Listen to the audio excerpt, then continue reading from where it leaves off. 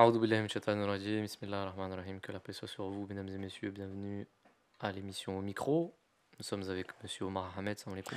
Wa alaykoum salam wa rahmatullahi ta'ala wa barakatuhu. Monsieur Omar, la dernière fois, on a parlé d'un sujet qui était assez, on va dire, délicat pour Oui, nos amis musulmans surtout. Même pour moi, hein, c'était très choquant le fait que vous disiez qu'il y a un nouveau Jésus. Donc aujourd'hui, on va parler d'un sujet qui est dans la continuité du sujet, mhm, du premier sujet. Vous vous dites qu'un prophète peut venir après le prophète sallallahu alayhi wa sallam. sallallahu alayhi wa sallam. Comment vous pouvez dire ça? Alors que la majorité des musulmans disent que le prophète sallallahu alayhi wa sallam est le dernier des prophètes. Mhm. Oui, c'est une bonne question. Mais C'est déjà, une est-ce que bonne c'est le question. cas? Vous C'est vous une dites bonne qu'il y a un question. prophète qui peut venir après le prophète sallallahu alayhi Non, c'est pas ce que je dis. Parce que dit comme ça veut dire, et ce qui serait choquant, wa sallam? et ce qui est choquant même pour moi, c'est de croire qu'un prophète peut venir pour briser le sceau de la prophétie. Ce qui Ouais, est choquant, c'est de croire qu'une nouvelle religion, en dehors de celle de l'islam, ou après celle de l'islam, puisse venir et s'établir, et qu'une nouvelle foi puisse naître de nouveau, hmm, et que ce prophète doit être suivi, et que le Saint-Coran et que la loi de l'islam doit être abolie. d'accord. C'est ce que Croire ça, hmm, ça c'est choquant. Et c'est pas du tout ce que je crois. d'accord, vous croyez en quoi? Moi, ce que je crois que à chaque fois qu'un peuple s'égare du droit chemin, à chaque fois qu'un peuple s'éloigne d'Allah, subhanahu wa ta'ala, Hmm. Allah, subhanahu wa ta'ala, il envoie ses prophètes pour pouvoir les ramener vers le droit chemin. Donc un Mais prophète peut venir. les prophètes, et c'est là que le point sur lequel on n'était pas d'accord la dernière fois, et Hmm. que sur lequel les gens font pas assez attention, c'est que les gens pensent qu'un prophète forcément veut dire nouvelle religion. Alors que l'histoire des religions, et le Saint-Coran est rempli de versets à ce sujet-là, nous démontre clairement que les prophètes ne viennent pas forcément avec une loi. Vous avez des prophètes plusieurs prophètes qui sont venus pour accomplir la loi du prophète qu'ils avaient précédé. C'est l'exemple de Moïse, par exemple, Hmm. avec Jésus, alayhi salatu wassalam. C'est quoi? Et Alors, donc, lorsque Jésus vient, il vient avec la loi de Moïse, il vient pas avec une nouvelle loi, il vient pas briser la prophétie, il vient pas briser la mission prophétique, il vient pas briser la loi de la Torah, il vient l'accomplir. mais est-ce que c'est Et la donc différence? c'est comme ça que moi je comprends. C'est pour ça d'ailleurs que le Saint Prophète sallam, quand il dit, avant même d'identifier celui auquel je crois, le Saint Prophète sallam nous donne des indices très clairs. Il dit que le Messie, Jésus, fils de Marie, descendra.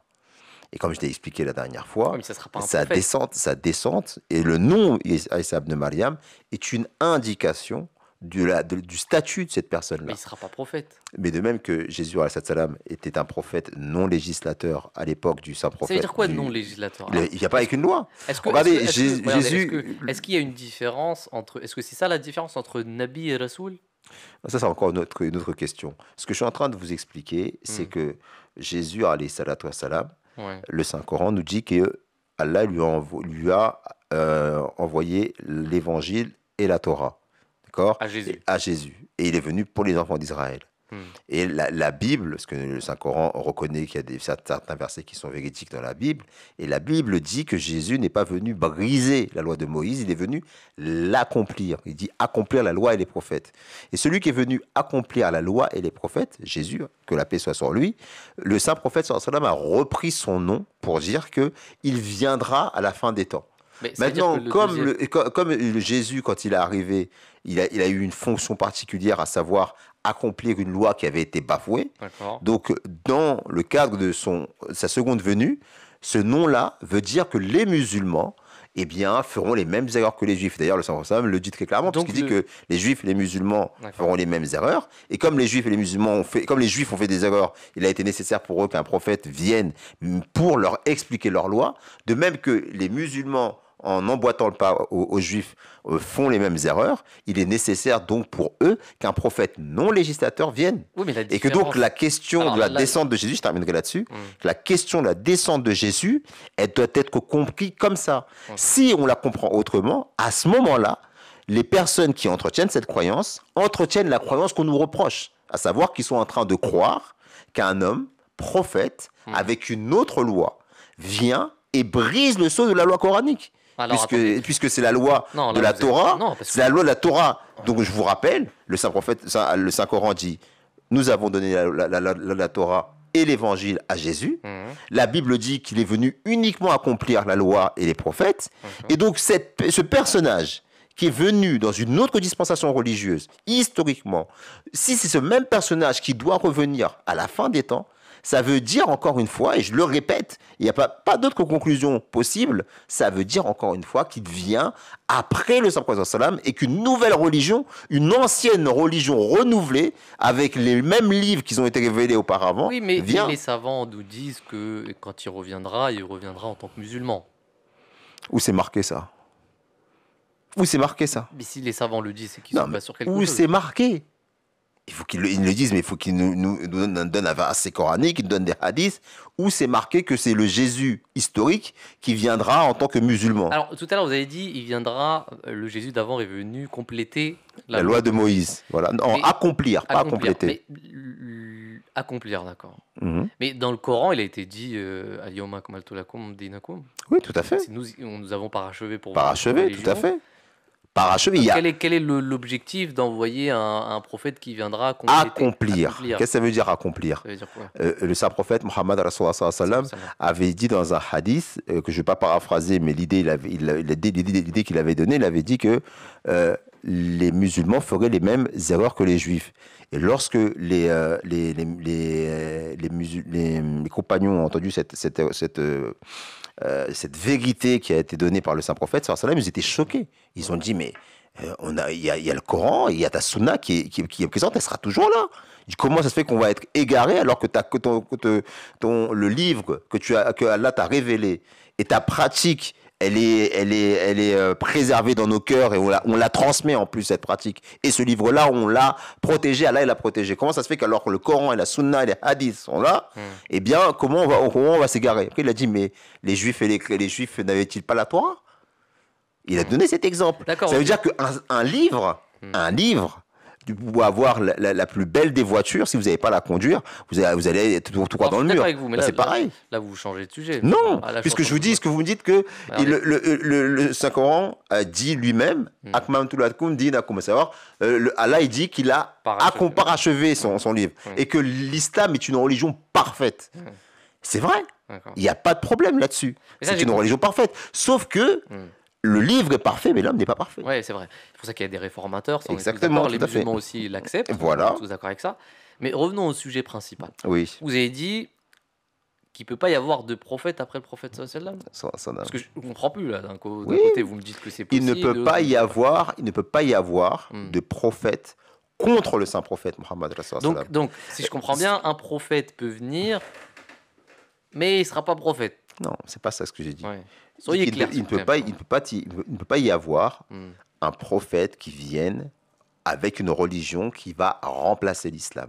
Ça, c'est impossible. Donc, un prophète qui viendra... Maintenant, le Saint-Coran, il nous dit, celui qui croit en Allah, qui obéit en Allah et à son messager, Allah, il lui accordera les meilleures faveurs. Il lui accordera les meilleures faveurs. Et les faveurs, parce que c'est une réponse à la Surat Fatiha. La Surat Fatiha nous dit quoi? Nous dit Surat al-Lazina an'amta alayhim. Et la Surat An-Nisa, verset 70, nous dit que quelles sont ces faveurs? Les faveurs qui ont été promis à ceux qui obéissent à Allah et à son messager, sallallahu alayhi wa sallam, eh bien, elles sont au rang de 4. Et la plus grande de ces faveurs, c'est la faveur de Nabi. Ceux qui obéissent à Allah et à son messager peuvent être soit des nabis, soit des véridiques, soit des martyrs, soit des salihin, des personnes justes. C'est pas moi qui le dis, c'est le Saint-Coran. Le Coran et ce verset-là nous démontrent que Nabi, avant toute chose, c'est un stade spirituel. Et c'est le plus élevé des stades spirituels. Et donc, à partir du moment où vous avez le verset coranique, et entre autres, il y a d'autres versets qui élaborent encore plus sur ce sujet, il y a même des hadiths qui parlent de ça, qui disent que vraiment il faut suivre le saint prophète sallam, l'obéir de la manière et on peut arriver à ces stades spirituels-là. Et donc, ces faveurs-là sont accessibles aux musulmans, en tant que makam spirituel, en tant que stade spirituel. Et ça, ces prophètes de ce type-là sont susceptibles de pouvoir venir en islam. C'est quoi ces prophètes de ce type-là? Et des prophètes non législateurs. Des prophètes non législateurs. Des prophètes non législateurs. Mais qui ne viennent pas avec une loi. Qu'on comprenne bien, parce que la croyance majoritaire, musulmans, c'est de dire il y a des rasouls et il y a des nabis. Mhm. Est-ce que c'est ça que vous voulez dire? C'est cette distinction-là? C'est-à-dire que ce ne sera pas Non, un parce prophète sera messager? un rasoul et un nabi, c'est la même chose. C'est la même chose pour vous? Ouais, est-ce que regardez, par exemple, on dit euh, que le Saint-Prophète sallam était le sceau des prophètes. D'accord? Khatam Hein, an-Nabiyyin, voilà, justement, le d'ailleurs, sceau j'allais des en venir. prophètes, il n'est pas, il est le messager d'Allah et il est le sceau des prophètes. Hmm. Maintenant, je pose une question à ceux qui croient qu'il y a une différence entre sceau des prophètes, entre Nabi et Rasoul. Est-ce que ça veut dire que si Allah il a dit nulle part dans le Saint-Coran que le Saint-Coran n'est pas le Khataman des Rasoul et le Khataman Nabiyyin, ça veut dire qu'il est Khataman des Khataman Nabiyyin, mais il n'est pas Khataman Rasoul. Ah si, parce qu'il y a un verset qui dit Muhammad Rasulullah aussi. Oui, non, mais dans le même verset, il dit Walakin Rasulullah wa Khataman Nabiyyin. Il dit Ah, et d'accord. Khataman Nabiyyin. Il dit qu'il est le messager d'Allah et Khataman Nabiyyin. Est-ce que si Nabi et Rasoul, c'est pas la même chose? Ça veut dire qu'il n'est pas Khataman Rasoul aussi? D'accord. Ça veut dire que d'après cette croyance-là, ça voudrait dire qu'il ne peut pas y avoir de Nabi, mais il peut y avoir des Rasoul. D'accord. Donc pour vous, vous Ça passe dites pas que la logique. Rasoul et Nabi, c'est la même chose. Voilà, exactement. D'accord. Mais alors, quelle distinction entre prophète législateur? Parce que vous, là, vous me dites qu'il y a un prophète qui peut venir, Mhm, qui ne peut pas ramener une nouvelle loi, mhm. qui peut suivre la loi de Mohammed sallallahu alayhi wa sallam. Ça, Saddam, oui. Et comment on appelle ce type de Nabi? Un prophète. Un prophète continuateur? Un prophète subordonné. Subordonné à un prophète législateur. C'est un prophète subordonné à un prophète législateur. Et on l'a vu ça dans l'histoire de l'islam. Le Saint-Coran, Jésus, c'était- dans l'histoire des religions, il n'y a pas que Jésus. Jésus, alayhi salam, il était subordonné à la loi de Moïse. Alayhi salam. Aaron, le frère de Moïse, alayhi salam, il était subordonné à la loi de Combien il y a eu Moïse. de prophètes législateurs? Ça, je pourrais pas vous dire. Parmi les prophètes connus, vous avez Moïse, le saint prophète Mohammed, je crois que Krishna aussi, que nous considérons comme un prophète législateur qui venait avec une loi, et que Bouddha, notamment, il était. Vous dites que Krishna aussi, Ah, ouais, vous pouvez regarder dans nos vidéos. Vous pouvez regarder dans nos vidéos. On a fait des vidéos. On a parlé justement des preuves qui montrent qu'il y a de grosses probabilités que Krishna ou Bouddha étaient des prophètes. Et Mais- Bouddha, par rapport à Krishna, était un prophète qui n'est pas venu avec une loi. Il est venu pour accomplir la loi. D'accord. Donc c'est un nombre quand même limité par rapport à tous les prophètes, c'est-à-dire. C'est-à-dire qu'il y a eu des prophètes législateurs qui ont apporté une loi et les autres sont venus compléter cette loi ou accomplir cette loi, comme vous dites. c'est ça? Voilà, regardez par exemple, l'exemple le plus connu, c'est les enfants d'Israël. Hmm. Mais les enfants d'Israël, il y a eu beaucoup de prophètes. Ouais. Regardez par exemple Jacob, Youssef, alayhi salam, c'était des prophètes. Yacoub, alayhi salam, c'était un prophète. Et Joseph aussi, alayhi salam, était un prophète. Et ils suivaient tous les deux la même loi. La loi de qui? Je crois que c'était celle de Abraham, alayhi salam, il me semble. Je sors de mémoire comme ça, mais je sais pas. Mais en tout cas, ils suivaient la même loi. Il n'y avait pas ils étaient pas. L'un ne venait pas briser la loi de l'autre. Vous voyez ce que je veux dire? Ils étaient subordonnés à une même loi. Et dans la série des enfants d'Israël, ils étaient plusieurs à être subordonnés à une même loi. Pourquoi? Parce que justement, à chaque fois que la loi était brisée, Allah subhanahu wa ta'ala envoie des prophètes qui ont la fonction de professeurs, d'enseignants, de réformateurs. Ok, qui vient là, pour on leur- comprend mieux. On comprend mieux déjà. Mais c'est quand même contradictoire avec un verset du Coran qui est très. Vous venez de le dire vous-même. Rasulullah wa Khataman Nabiyyin, le dernier des prophètes. Il y a Non. un verset qui dit. Khatam an-Nabiyyin ne veut pas dire dernier. Khatam an-Nabiyyin ne veut pas dire le dernier des prophètes. Mais ça veut dire. C'est celui qui traduit Khatam an-Nabiyyin par dernier des prophètes, il fait une faute. Parce que quand parce que le Saint-Coran, c'est un livre qui est révélé en arabe, on est bien d'accord. Et les termes arabes qui sont utilisés dans le Saint-Coran, pour avoir leur signification, il faut revenir sur leur définition, même dans le langage courant. Et dans la littérature islamique, dans la littérature arabe, le terme khatam, lorsqu'il est apposé avec un nom, il définit pas le fait que la personne qui a ce titre-là est le dernier. Par exemple, on va dire et il y a plusieurs exemples. Par exemple, on va dire que Averroès, rahimahullah, par exemple, c'est pas un prophète.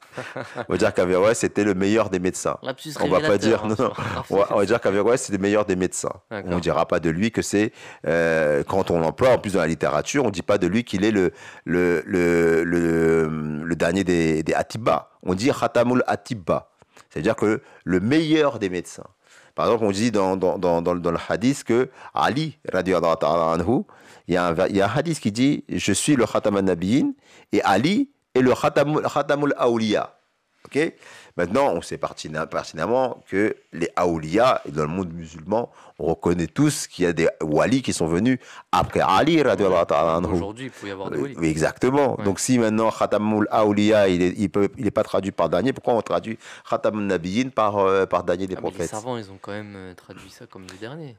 Les savants, quel savant? Ils sont pas bêtes. Quel savant? Quel savant? Mais il y a quand même... quel savant? Dites-moi quel savant, parce que les savants contemporains. Après... il y a des savants avant même la position de l'Ahmadiyya, et je peux vous citer, on pourra même le mettre dans la description. Il y a une pléthore de savants qui ont donné la définition de Khatam David, comme celle que je viens de vous donner. Mais il est quand même dernier prophète législateur. Oui, tout à fait, bien sûr. Donc ça rentre aussi dans la définition. Le dernier dans le sens où, vous savez, quand quelqu'un atteint l'excellence, on dit qu'il a atteint.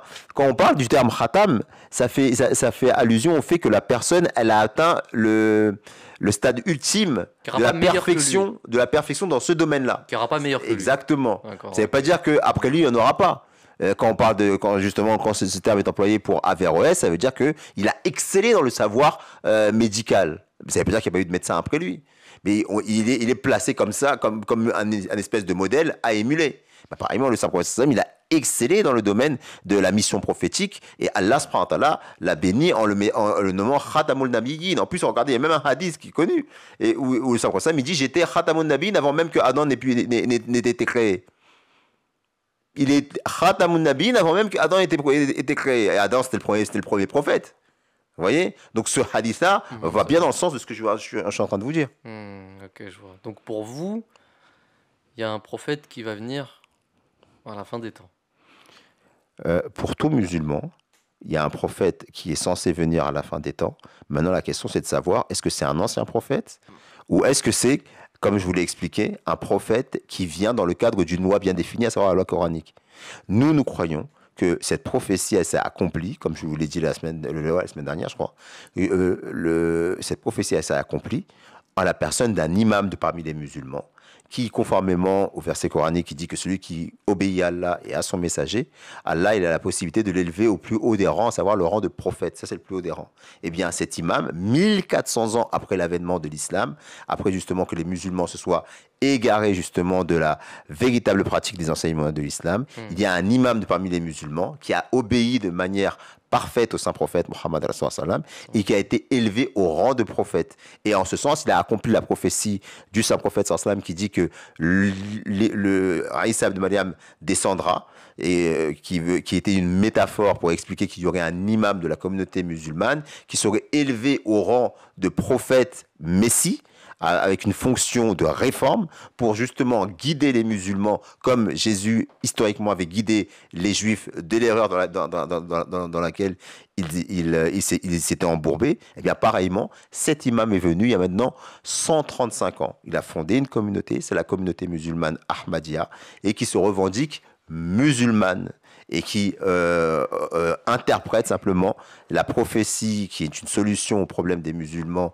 et que les musulmans ont terriblement besoin aujourd'hui, pas de manière littérale, mais en conformité avec vous comprenez, monsieur Omar, le Saint-Coran et les hadiths. Est-ce que vous pouvez comprendre si on vous dit que c'est quand même choquant pour les musulmans? Est-ce que vous le comprenez? Qu'on peut être choquant. À quel niveau choquant? Dire qu'il y a un nouveau prophète qui vient quand même. Non, comme je vous l'ai dit, moi je comprendrais parce que moi je suis. En fait, on se dit. Regardez, moi je suis pas né Ahmadi. Je suis né musulman.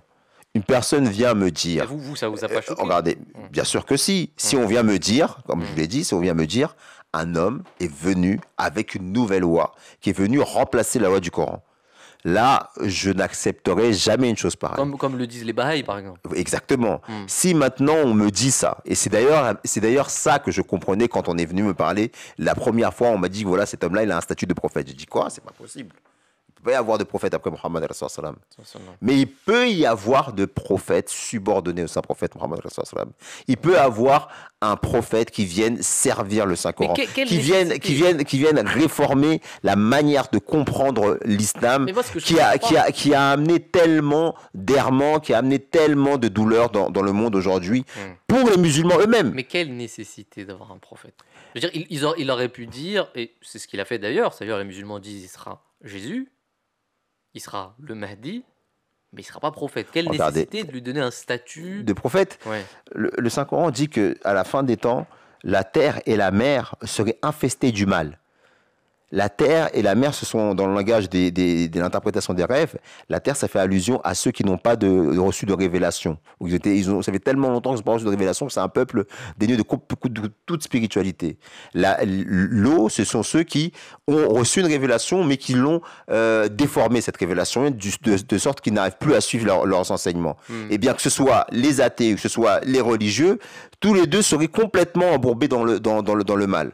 Et Allah subhanahu wa ta'ala, à chaque fois que ça a été le cas, localement parlant, régionalement parlant, il a envoyé des prophètes. C'est pour ça qu'il y a eu pléthore de prophètes qui ils ont été envoyés aux enfants d'Israël. Pour réformer la compréhension, pour ravifier la foi et démontrer l'existence d'un Dieu vivant. C'est pour ça que les prophètes sont venus, afin que les personnes se réforment, se repentent et commencent à suivre le droit chemin. Ça, il l'a fait pour des peuples éparses, localement situé, régionalement limité. Maintenant, il dit par rapport au saint prophète Muhammad sallam, huwa khatamun nabiyyin, rahmatul lil alamin, le sceau de tous les prophètes et surtout une miséricorde pour tous les êtres humains. Comment, au moment où des personnes localement situés ont bénéficié justement de prophètes pour les réformer, alors que le monde entier, lorsque la loi révélée n'arrive plus à avoir d'emprise sur les cœurs parce que les gens sont devenus tellement corrompus, alors ces personnes-là seront laissées à eux-mêmes et ils n'auront pas justement cette chance de bénéficier d'un homme venu de la part d'Allah avec un statut de prophète pour revivifier cette spiritualité, pour leur expliquer justement la loi. Une loi qui est d'autant plus importante puisque c'est la dernière révélée. C'est la seule qui va rester jusqu'à la fin des temps. Et c'est la seule parfaite qui ne peut pas être abrogée. Qui, si c'était un prophète, peut comprendre mieux ce qu'un ancien prophète a enseigné? Qui? Mais ce prophète, il aura... Vous dites qu'un prophète peut venir, d'accord, il aura la révélation aussi. Tout à fait. Mais ça veut dire que quelque part, il amène quelque chose à la révélation d'avant.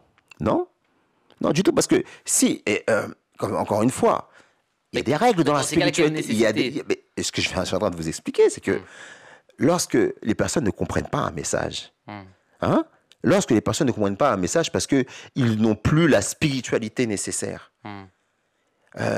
vous savez, si vous n'avez pas de prof à l'université, pour comprendre certains concepts, c'est très compliqué. C'est très difficile. C'est pratiquement même impossible. Ouais. OK? Et lorsque vous laissez les élèves à eux-mêmes, il y en a très peu, voire rarement, qui vont réussir, mis à part les génies. Et les génies, c'est les prophètes de l'époque, on va dire. Allah, il a vu qu'il y avait des problèmes dans ces peuples-là. Il envoie directement des génies sans passer par des instruments quelconques. Ok? Maintenant, l'islam, le génie des génies, c'est le saint prophète sallam. Lorsque le monde avait besoin justement d'une personne qui vienne ramener l'unicité divine, il a envoyé le saint prophète sallam de par sa pure grâce, par sa rahmaniyat. Ok? Oui.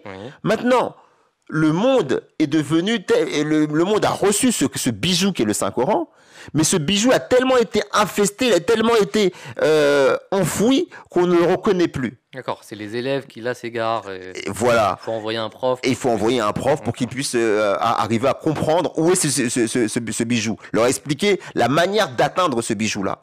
Il était tellement enfoui, tellement perdu, que les élèves par eux-mêmes ne pouvaient pas le retrouver, ce trésor. Il était nécessaire, mais à partir du moment où il a tellement aimé son prophète, le saint prophète Muhammad, il a dit cette fois-ci, contrairement aux périodes précédentes, je ne vais pas envoyer de par ma pure rahmaniyat quelqu'un de nulle part. Non, je vais le prendre de la communauté de mon bien-aimé. Celui dont j'ai dit, laoulaka ma khalaqtu aflaka. Si ce n'était pas pour lui, je n'aurais pas créé les astres et l'univers. Et donc c'est en suivant. Et le modus operandi, il a laissé dans le Saint-Coran. Il a dit, suivez ce livre. Obéissez à mon bien-aimé, à Muhammad Rasulullah. Obéissez-lui corps et âme. Et à ce moment-là, au moment où le monde en aura besoin, une personne qui aura tellement obéi à mon bien-aimé, eh bien cette personne-là sera tellement bénie qu'elle arrivera à un statut de prophète.